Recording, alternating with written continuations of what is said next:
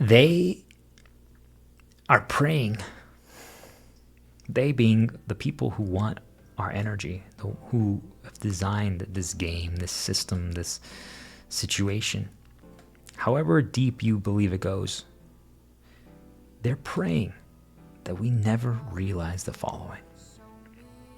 They literally say, do not cross this red line or else. Imagine, right here, straight down my face, there's a red line. We're right here on this side, my left eye. We're all over here.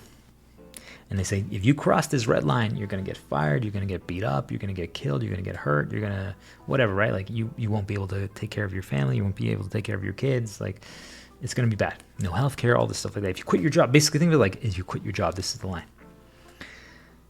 And they're scaring you. They're giving you all this bad information. So eventually, let's say you're stuck in a toxic job and you're just like, I can't handle this anymore. And this was me, and this is my situation. You cross the line, and you're like, wait a minute. This is paradise. This is amazing. This is incredible. Why don't more people realize that you can live like this? That we could do this? That this could be reality. If everyone does this, this will be reality. This is going to be reality, by the way. Like, it's going to happen. It's 100% guaranteed. There's nothing they can do to stop this anymore. The point is, the way it's going to look is the question. It's going to be shaped by all of us. We're going to decide together. We're going to be, because we're one. We're literally one entity that's figuring this out together. And we're going to create a new world, and we're going to create our paradise after we all cross the line. But how is it going to look? That is for all of us to decide together. It's not my decision. It's our decision. But the decision to cross the line, that's happening. If one person realizes that they crossed, that everything was a lie, but he goes alone, what happens? Now, let's say there's a few guards posted right at the edge of the line. They attack that guy. They can stop him. They can beat him. They can make sure they can threaten him. They can silence him, or else, if he says anything that he saw across this line, he's going to get in trouble. What happens if we cross together? What happens if we cross together? And what if now that, let's be real. Like I say this with the utmost love and compliment. The majority of people are followers, sheep. There's nothing wrong with that. Sheep guided by a lion are unstoppable. Imagine there's just nonstop amount of sheep crossing the line because they see other people doing, like, okay, I'm going to do it too. They just keep walking over. There's only a few guards guarding that line. Who are they going to choose? They're going to stop a few people. Unfortunately, that's the sad part of this. And hopefully then we can inspire people to protect their fellow man and help the person next door. If there's 1,000 people crossing and there's only 3 guards, the majority of people are going to make it across. It's time. It's time to put your foot across the line. It's time. What are you waiting for? Picture this. There's 2 kids born into a family and abusive parents. They imprison their children in a basement. A boy and a girl. And it's just terrible conditions. There's a mattress, maybe one blanket. Maybe they're even chained to the wall. There's a toilet and there's a shower, but they don't even have toys, or maybe just like some broken toys. And basically, it's a terrible environment down there. They don't have really the things that they need as a child. They don't have social interaction. They don't have light. They don't have good food. They don't have a lot of water. Their parents are barely interacting with them. They figure it out. They're raised like that since they're babies, so they literally never left the house. They never left the basement. They literally stay down there the entire time. They're like 12 years old now. It's completely normal. They've lived a full life down there. At any point, their parents could actually have brought them upstairs and let them eat, let them drink, let them sleep in good beds, show them good toys, movies, books, whatever, right? I mean, in one way, you could say that they were protected from all indoctrination and conditioning and programming. But the other way, which is interesting, because if you would show it to them and they would go to the outside world, they would be completely lost. They'd be like, wait, what? What is all this? Like, no, you guys are wrong. This is not how the world works. You know, those parents didn't choose to let the kids upstairs because it benefits them in some way. Why? I don't know why, but like, think about it. Like, if they don't do it, it probably or they're afraid. It could be a trauma response. But that's why, think about it, like, the people who are stopping you from crossing the line, who don't want you to leave the system, or who don't, there's a reason for it. It's either a fear or trauma response, which, if so, I get it and I feel sorry for them, and let's work it through. But then we can have a conversation and we can solve it. And if they need us to stay in the system and work and do that because they're in so much pain, then I guarantee you the majority of people will try to find a compromise. Okay, hey, how about I work 10 hours less, but if you need that help, if that's going to help you heal, I would love for you to heal, boss.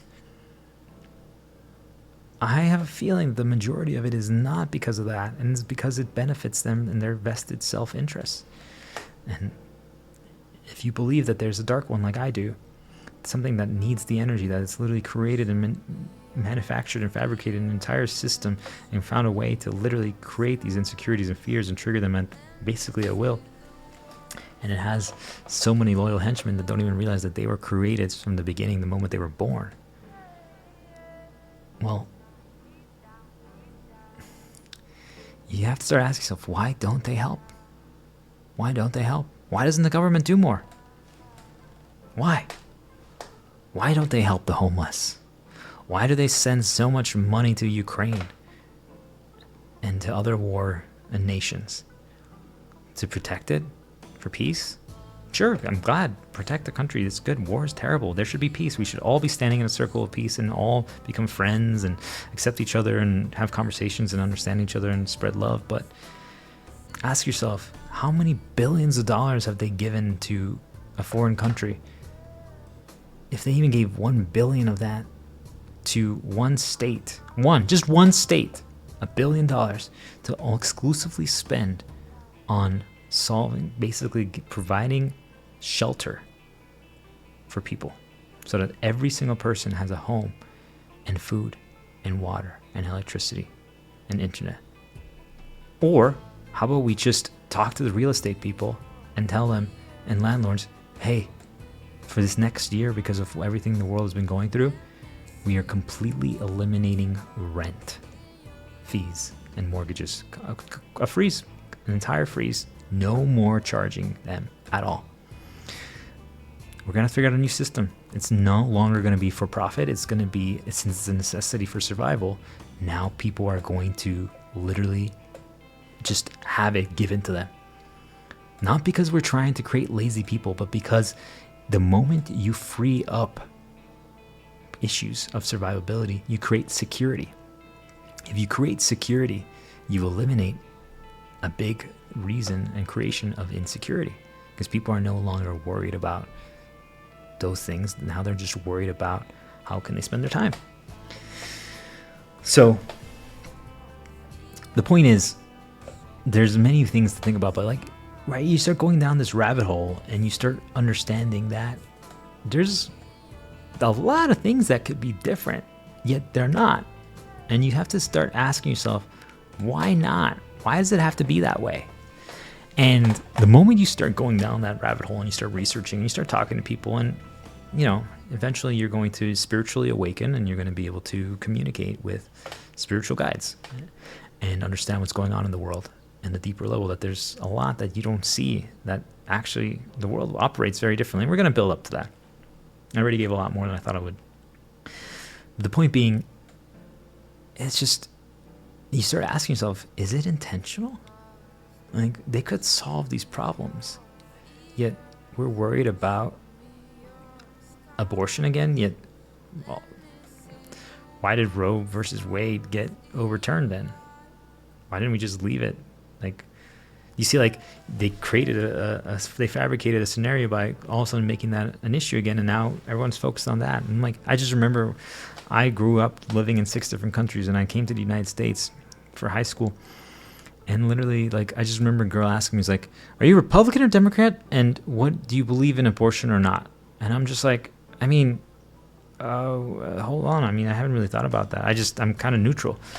She's like, it's not possible. I'm like, I just didn't really care about those issues. It's not. And then they called me heartless, and I was just like, am I? To me, like, I was 15. Abortion didn't affect me, right? Like, I didn't really care about I couldn't even vote yet. Like, I was just like, it's like they're completely indoctrinated to believe in that those are the big issues. I'm like, are you gonna get pregnant tomorrow or something? Like, why is it this the big deal for you? Or like this 12-year-old girl that's like, I mean, there's nothing wrong with any of these things, but do you see what, like, we're led to chase and be focused on these specific issues? I don't know. I want people to think about it. I really want people to think about this stuff, because the programming, the conditioning, and indoctrination that's going on is absurd. And the sooner you start catching it, the sooner you're going to start realizing that it's everywhere. It's everywhere. So anyway, this is my mission. This is my oath. This is my faith. This is my prayer. This is my wish. And I'm not going to stop until everything changes. So for those who want to stop me, this is going to spread like wildfire. Now imagine, going back to the kids in the basement example, that an infiltrator sneaks information to the kids.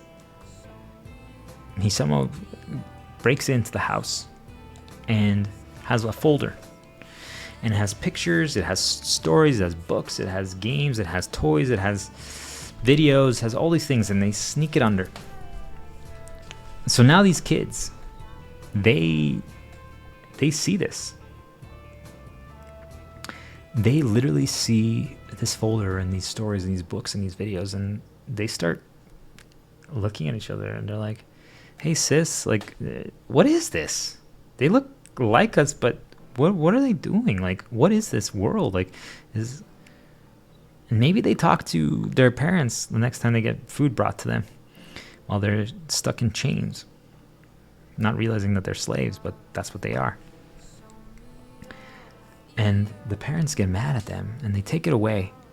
And I'm like, why did you get mad at us? Like, what's wrong with this? Like, how did you get this? Why are you believing this? This is heretic discussions. This is evil. This people who talk about this stuff have schizophrenia. These people have issues. They have mental health issues. Like, they're bad. Like, we need to imprison people who do this stuff. For the first time ever, these kids realize that it can be different. Why don't we question? Now, every day they are like, but wait, why were those kids laughing and smiling and like swinging? What is this swinging? Why would the parents create doubt and not want them to know? Maybe they feel guilty, and I understand that part. That's real, right? If they made a mistake and they feel guilty, that's real. I completely get that one. But when you don't even want to try to help, what if this information comes out and the government, instead of trying to help the people, instead tries to suppress it? And you ask yourself, why? Why wouldn't they try to help the fellow men? Why do they want people to become slaves? Why do they want people to continue working in human ranches, getting all their energy drained for other people? Why do we need to operate on money? Why does healthcare need to be tied to a job? Oh wait, because it gets you to engage with the system. You guys see, like, I can keep going, right? But point being, it's time. It's time to cross the red line. Are you ready to take that step? Have a good night, guys.